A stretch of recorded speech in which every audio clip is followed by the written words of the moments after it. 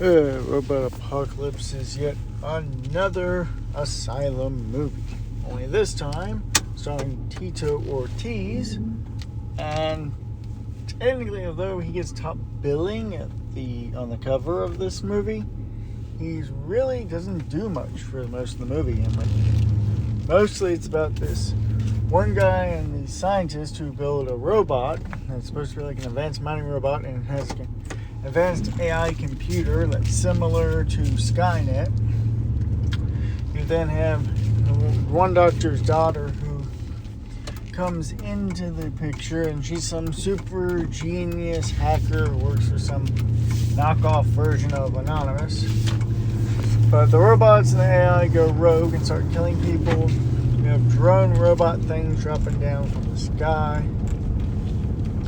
So this movie is pretty much a ripoff of Terminator, but Terminator Salvation, which is kind of sad because the Asylum already had a pretty bad but decent Terminator ripoff called The Terminators. So this movie is just them ripping off themselves at this point.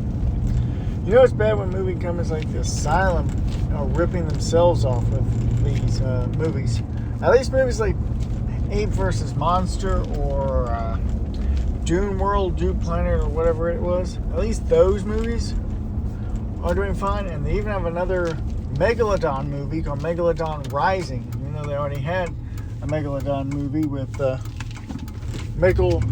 Michael's Madsen, whatever his name is, from Reservoir Dogs. You already have those movies. It's like, you guys must be pretty bored if you're ripping yourselves off, but at the same time